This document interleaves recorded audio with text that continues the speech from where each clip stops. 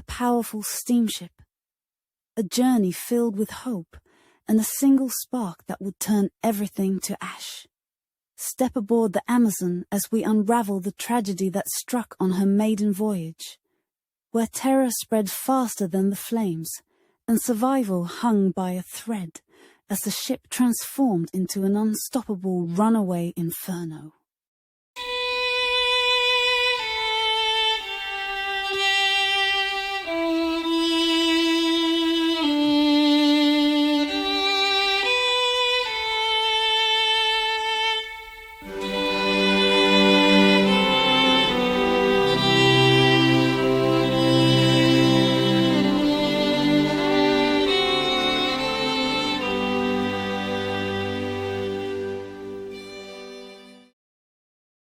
Lorelei here welcoming you as we examine one of the most feared occurrences at sea, fire aboard ship. In this distressing tale, we will stand shoulder to shoulder with this episode's historical composites, such as William Burke, a young midshipman, based on a typical crew member who would have been responsible for managing the lifeboats and responding to emergencies.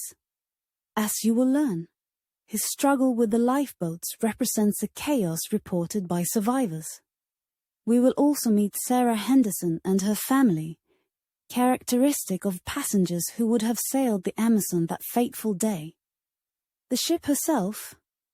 Well, the Amazon was a marvel of engineering in her time. Built in 1851 at the Thames shipyard in Blackwell, England, she was the largest wooden paddle wheeler ever constructed. At a staggering cost of £100,000, the vessel measured 300 feet in length with a 41-foot beam, and her 800 horsepower steam engines propelled her to 12 knots. Built for the Royal Mail Steam Packet Company, her design was intended to allow conversion into a warship if needed. Her main deck could support 14 32-pound guns and 2 10-inch pivot guns, each weighing 8,500 weight. Her bunkers carried enough coal to fuel her engines for 17 days of cruising, and she had room for 60 cabin passengers, as well as accommodations for 360 soldiers. But despite these impressive credentials, a fiery inferno sealed the Amazon's fate before she could ever fire a shot in anger. On the cold winter's day of January 1852, the Amazon departed from Southampton on her maiden voyage. Her destination was the Caribbean, and her cargo hold was packed with dry goods, oil and tallow, flammable items that, unbeknownst to the sailors, would contribute to the ship's fiery end. The ship's master, Captain William Simons, a seasoned mariner, commanded the vessel with a large crew that included many young, inexperienced sailors, numbering in the range of 110. The passenger manifest listed 52 souls, all eager to begin their journey, looking forward to a new beginning in far-off lands, unaware of the catastrophe ahead. The Amazon's inaugural voyage began smoothly, gliding through the English Channel with grace and speed, her paddle wheel cutting through the calm waters as the passengers mingled on deck. Among them was Sarah Henderson, a young woman standing at the railing with her husband Thomas and their infant daughter. Nearby hovered Thomas's spinster sister, who had happily agreed to accompany her family to assist with the newborn, when the nanny originally scheduled to move with them to the tropics backed out at the last minute. They were bound for the West Indies, filled with hope for the future, where Thomas had been hired to help engineer a project for a large plantation owner. The Amazon was like a chariot of that hope, a sturdy modern vessel impervious to the dangers of the sea, ferrying them to that new life. But the sea is a fickle master, and all was not smooth sailing. Twice within the first 24 hours of her cruise, the vessel halted. The paddle wheel bearings, essential for propulsion, began to overheat. The engines were stopped, and the crew worked frantically to cool the bearings with buckets of seawater. Hours passed before they could resume speed. But by then, an even greater danger was lurking. Then came the moment, just after midnight on January 5th, as she sailed the Bay of Biscay when the cry of fire rang out. Additional crew rushed to the engine room where flames had erupted. At first it seemed a small blaze. Manageable, perhaps, if contained quickly. Alas, it was too late. And as the conflagration grew, the men were driven back, putting the engine room out of reach. Within minutes, the fire was racing up toward the main deck. The Amazon's wooden construction, combined with the flammable cargo of tallow and oil, turned the ship into a tinderbox, allowing the fire to spread at an alarming speed. The powerful engines still running and with no way to get to them to shut them down, only worsened the situation. The draft fanned the flames as the Amazon continued to steam forward, pushing the fire further across the ship. The panic set in almost immediately. Smoke filled the corridors and the heat became unbearable. Captain Simons, calm and composed, issued orders to begin evacuating the passengers. But chaos reigned. The fire raged so quickly that it consumed everything in its path, turning the Amazon into a floating inferno. In their cabin, Sarah Henderson, clutching her infant daughter, ran to find her husband. "Thomas!" she screamed, her voice barely audible above the roar of the flames and the shouts of panicked passengers. "We have to get to the lifeboats." Thomas appeared from the next cabin where he had gone to retrieve his sister Matilda, his face white with fear. "We don't have much time," he muttered. "We must get on deck now." Arriving topside, the frightened trio, with Sarah cradling baby Grace, found themselves looking toward where crewmen were desperately trying to lower the lifeboats. "What now, Thomas?" she gasped, trying to hold back tears as she watched the flames creeping closer. Her husband did not answer, but began quickly hustling his party toward where the closest boat was being loaded. William Burke, a midshipman, was one of the few mariners with the presence of mind to act swiftly. He and two deckhands had been tasked with lowering one of the starboard lifeboats. However, the new style launching device, meant to improve safety, proved frustratingly challenging to operate in the heat of the moment. Burke shouted above the noise of the crackling fire to one of the deckhands working with him. "Get those ropes secured! Hurry, man!" Passengers crowded around, desperate to board, the Hendersons among their number. "Please, you've got to take my family," Thomas pleaded. Burke scanned the crowd around him, but only a single open spot remained on the boat.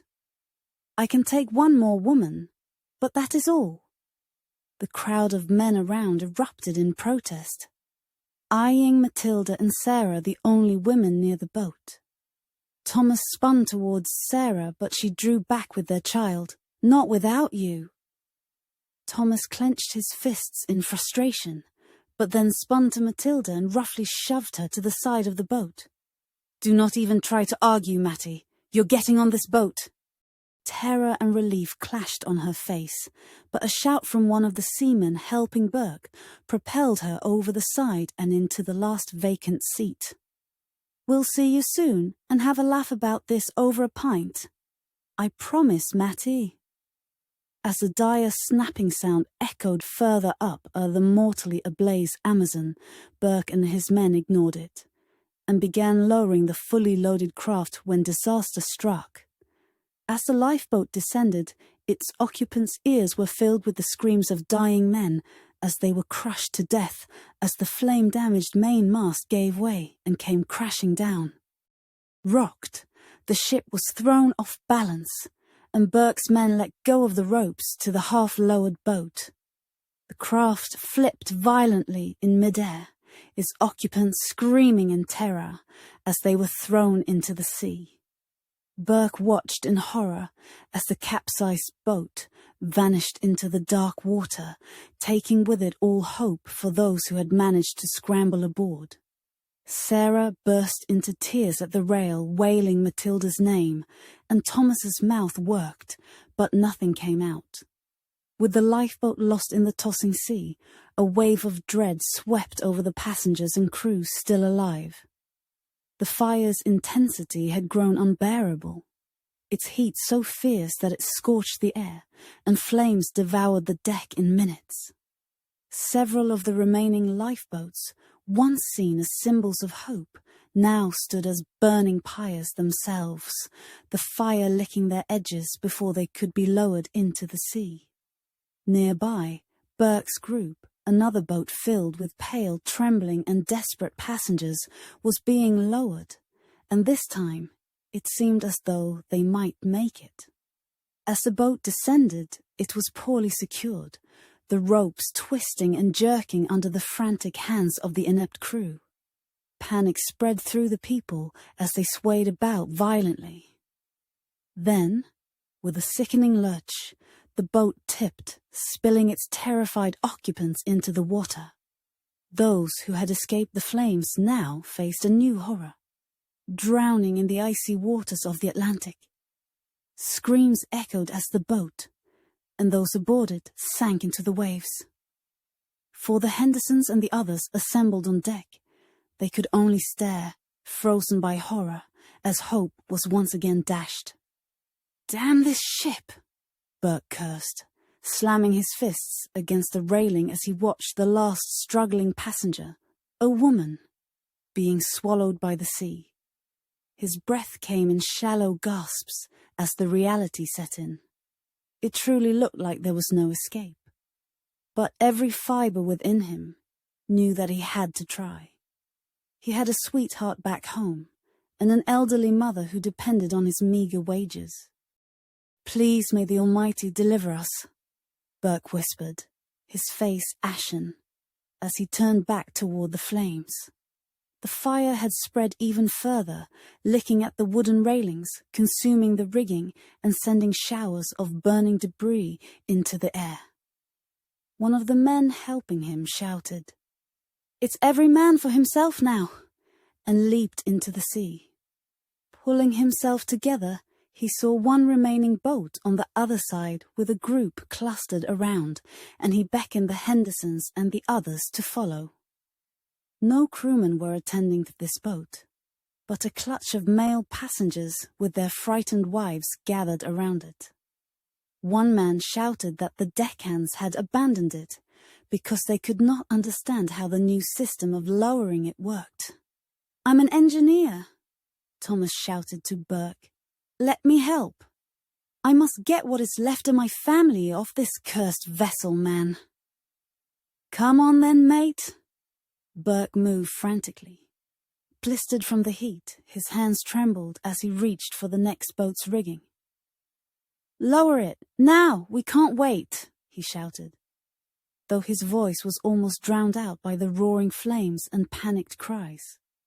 The group of passengers, men, women and children, huddled together by the railing, including Sarah Henderson, her arms wrapped protectively around her daughter, looking on in silence.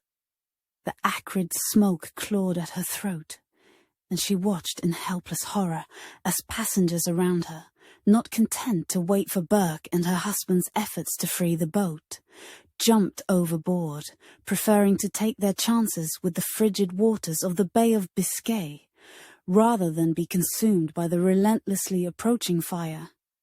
Their bodies, however, were quickly eaten by the sea. Burke's hands fumbled with the ropes, his vision blurred by the smoke and sweat dripping into his eyes. The heat was intolerable. It pressed down on them, suffocating, as if the very air itself had turned against them. At that moment, despite the unbearable heat, a chill coursed through the young midshipman's body as he remembered something terrifying. In his mind, he saw all the gunpowder and the munitions being carried aboard. "Dear God in heaven!" Burke cried out, kicking at the lifeboat even as he fought to lower it. "We've got to hurry, mate. This is worse than you know." The fire raged with a fury no one aboard the Amazon could have anticipated, as the flames consumed the ship, just as Burke feared. They reached the ship's magazine, a storehouse of gunpowder meant for use in wartime. The fuse to the Amazon's ultimate destruction had just been lit. And then it happened. An ear-shattering explosion tore through the hull. The explosion sent a shockwave through the air, throwing seamen and passengers about like rag dolls. Burke, knocked unconscious by flying debris, was shielded from the worst of the blast by one of the Amazon's bulkheads, but was hurled over the side. He was instantly revived by the shock of hitting the frigid water and jarred back into awareness. The ocean around him was a hellscape. Fiery debris rained down into the bay, casting an eerie glow over the black water. Through the thick smoke and chaos, Burke could see the ship's remains. The mighty vessel now reduced to little more than a burning ruin. The Amazon, which had once cut through the waters with grace and power, was now a floating inferno. Captain Simons, who had refused to abandon his post, was last seen on the bridge, his hand on the helm, trying to steer the vessel as best he could. His calm determination in the face of certain death was the stuff of legends, though few would survive to tell the tale. As the flames engulfed him, he stood his ground, a captain to the last. Burke, clinging to a piece of debris, could only watch as the flames consumed the ship he had served on for only a few short days. The sounds of the dying vessel and the screams of those still fighting to survive were like torture. 30 minutes later, the maiden voyage of the Amazon ended as she sank beneath the waves not far from the coast of the Isles of Scilly.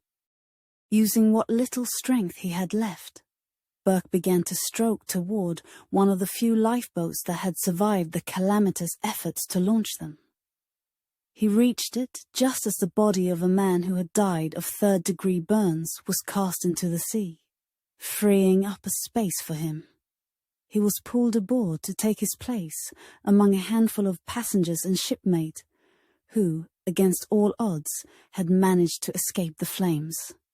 Sarah Henderson and her family were not among them.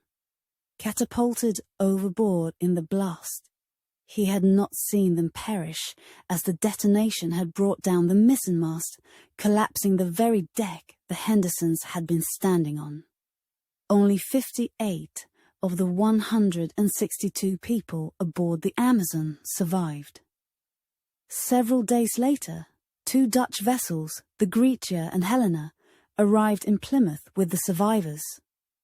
A third ship, arriving weeks later, brought more, but the final toll was grim. The pride of the Royal Mail Steam Packet Company, the Amazon, had vanished from the face of the earth, collecting its stipend of the 104 souls. The disaster of the Amazon sent shockwaves through the maritime world. The belief was that the boiler, lagging composed of felt, impregnated with red lead instead of conventional fire-resistant asbestos, had ignited, sparking the blaze. The Royal Mail Steam Packet Company moved swiftly to replace wooden-hulled steamships with iron vessels, recognizing the inherent dangers of combining wooden construction with coal-fired engines. The fire had revealed a deadly flaw, and the tragedy of the Amazon would be remembered, not just for the lives lost, but as a turning point in maritime engineering, quickly accelerating the transition away from wood to iron, signaling the end of an era. A final fact about the Amazon should be noted. Though surveyed by the British Admiralty and their experts, the ship was fast-tracked into ferry service without undergoing the usual engine, propulsion gear or sailing trials. Did this have any bearing on the tragedy? We will never know for sure. The only thing that we do know for certain is those 104 people are conjoined together to carry the heartbreaking epitaph. The sea is my grave. My grave is the sea. Thank you for joining us. It's time to weigh anchor now. But if you would enjoy more dramatized retellings, please be sure to comment, rate, share, and subscribe, so that we may bring you more harrowing tales of the sea. And be sure to check out more of our sea stories, which are available now.